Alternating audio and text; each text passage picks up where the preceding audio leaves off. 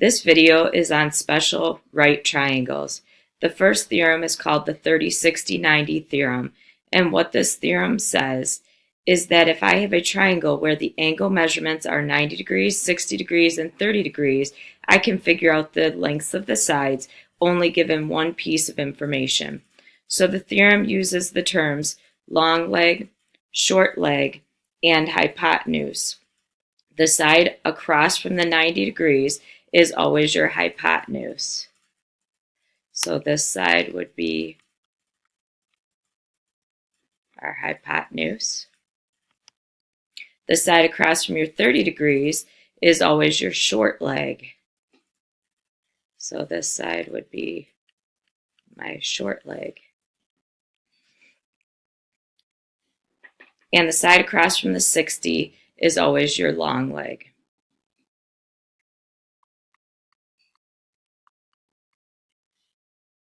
These are the rules right here, and I'm going to set the rules up in a table that looks like this.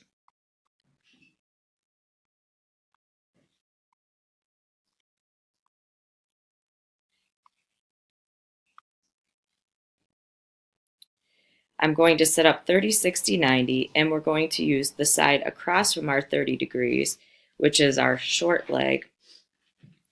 We're going to identify that as X. And the reason we're going to do that is because I'm going to take this statement right here, and I'm going to make it into an algebraic rule. So we're going to use this one as X. Long leg equals short leg times the square root of 3. The long leg is the side across from the 60, right there. So we're going to say this one is X square root of 3. Hypotenuse equals 2 times the short leg. The hypotenuse is across from the 90, and that's going to be 2 times my short leg, which is X.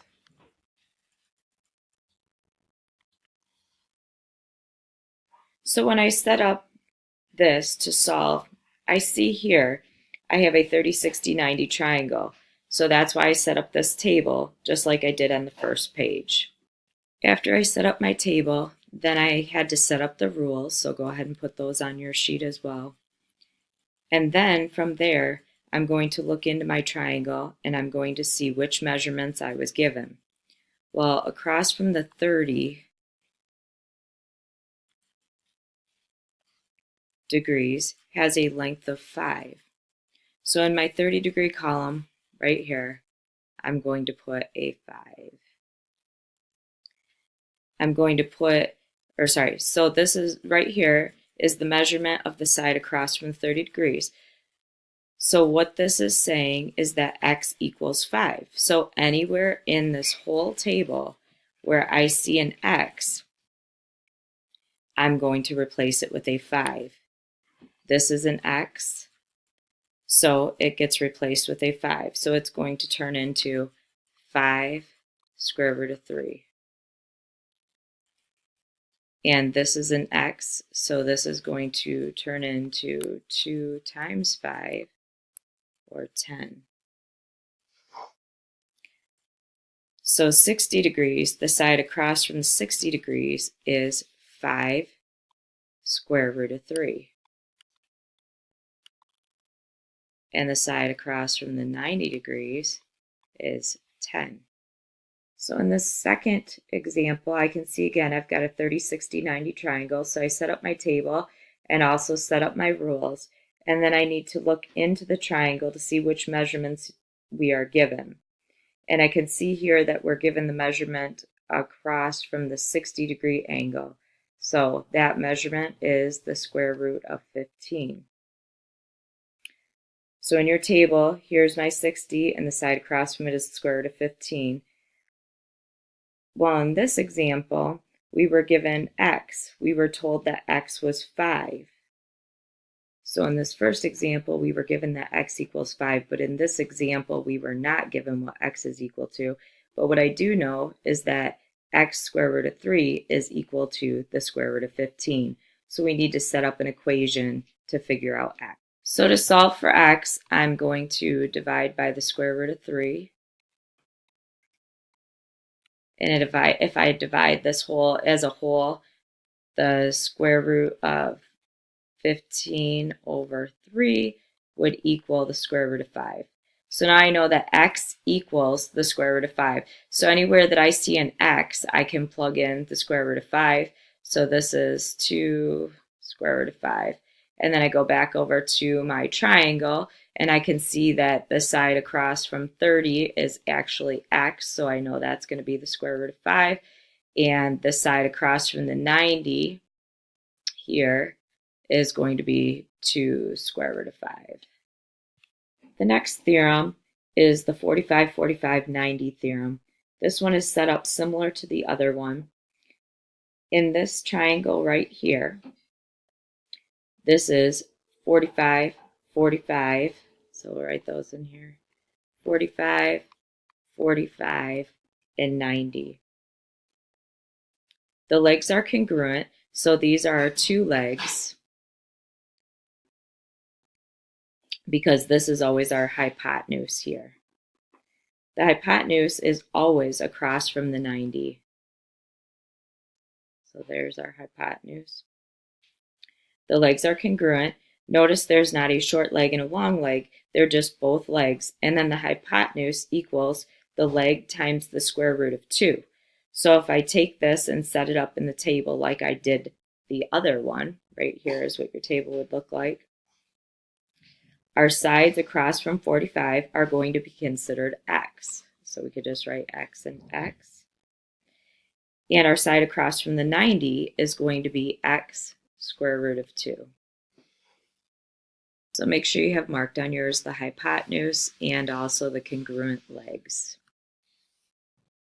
So when I set up this triangle right here, it's a 45, 45, 90. So I set up my table again, 45, 45, 90. And the theorem states my legs are congruent. So these are both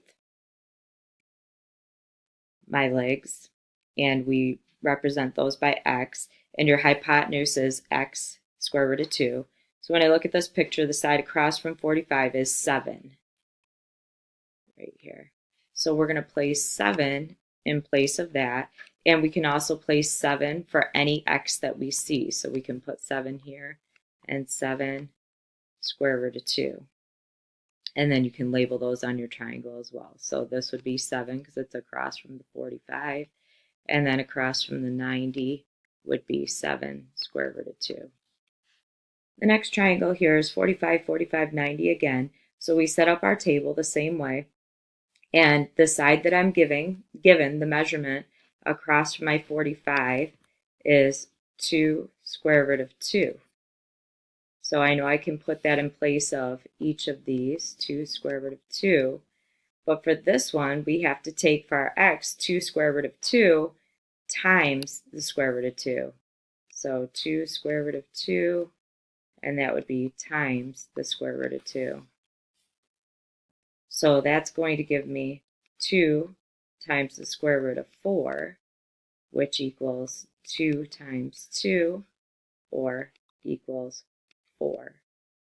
So I know I can place 4, if we look on our triangle, right here, this side would be 4. And I can place this side as 2 square root of 2, and we already had this side marked 2 square root of 2. So once again on this one, the side across from my 90 degrees, the measurement of that side is 4. That doesn't mean that x up in our equation here equals 4. That equals 2 square root of 2. But this side measurement is 4 for this x value. This example right here again is another 45, 45, 90. So we set up our table. And the only value that we're given is the one across from the 90-degree angle, which is 6. This is saying that the length of the side is 6. So all of this equals 6. So we've got to try to solve for x. So we're going to set up this equation and say x square root of 2 equals 6. And then what we have to do is we have to rationalize it. Rationalize means that we get the square root out of the denominator. So I'm going to multiply the top and the bottom by the square root of 2. You go ahead and do the same. So here's what you should have found. We had to divide the square root of 2 by both sides, and then we had to rationalize it. So we multiplied the top and the bottom by the square root of 2 to get this square root of 2 out of the denominator. That gave us 6 square root of 2 over square root of 4. And when we brought that out, we got 6 square root of 2 over 2. And this reduces down to 3 square root of 2. And that's what we'd end up with for our answer there. So I just placed those values on my chart as well as on our triangle labeled now. And we already knew this side was 6. Another example here, we can see we have two triangles, but this one on the right is another 30, 60, 90, and it tells me that the side across from my 30 is 2. So I know that my x value is 2, so anywhere I see a 2, I can just, or anywhere I see an x, I can just plug a 2 in for it,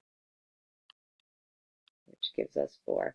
And then you can go ahead and place those values on the sides here. So across from your 60 would be the 2 square root of 3.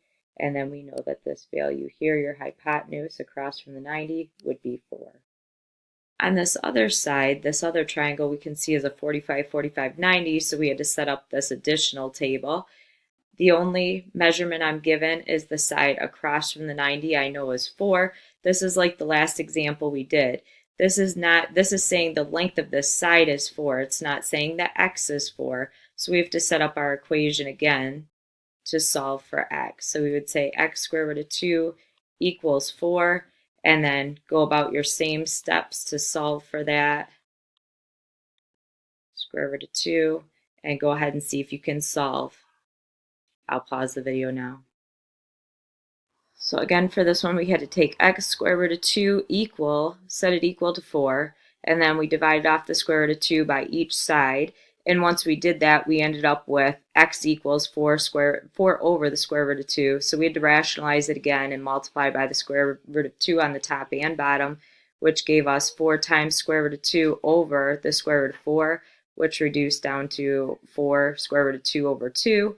And that can further be reduced to 2 square root of 2. So we know that's our x value.